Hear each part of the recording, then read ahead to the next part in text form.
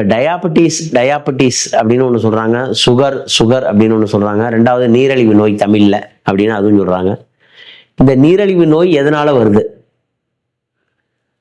நீங்கள் உலக மக்கள் நீங்கள் எல்லாம் தெரிஞ்சுக்கணும். இந்த நீரிழிவு நோய்னா என்ன, இந்த நீரிழிவு நோய் எதனால் வருது அப்படின்னு சொல்லி நீங்கள் தெரிஞ்சுக்கணும். யாருடைய ஜாதகத்தில் சுக்கிரன் சரியா இல்லையோ நீரிழிவு நோய் வந்துடும். யாருடைய ஜாதகத்தில் சந்திரன் வலுவா இல்லையோ நீரிழிவு நோய் வந்துடும். இந்த 2 கிரகம் தான் நீரிழிவு நோயை உண்டு பண்ணுதுங்கிற சீக்கிரம். மற்ற கிரகங்கள்லாம் உண்டு பண்ணுது, 9 கிரகமும் நீரிழிவு நோயை உண்டு பண்ணுது. சீக்கிரம் சுகரை ஒருத்தருக்கு கொண்டாந்து கொடுக்குது. விரல் எடுக்கணும், கால் எடுக்கிறாங்க, இன்சுலின் போடுறாங்க, கிட்னி பாதிக்குது, லிவர் பாதிக்குது. இந்த மாதிரி பிரச்சனையை உண்டு பண்ற கிரகம் சந்திரன். ஒரு ஜாதகத்துல சரியில்லைன்னா அவங்களுக்கு லிவர் பாதிக்கும், சுக்கிரன் சரியில்லைன்னா அவங்களுக்கு லிவர் பாதிக்கும்.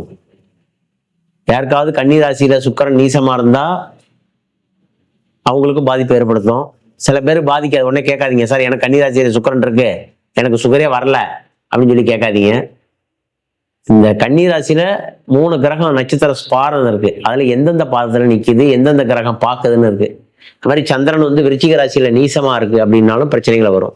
அது மாதிரி உச்சமா இருந்தாலும் வரும். ரிஷப ராசியில சந்திரன் உச்சம், அது மீன ராசியில சுக்கிரன் உச்சம்.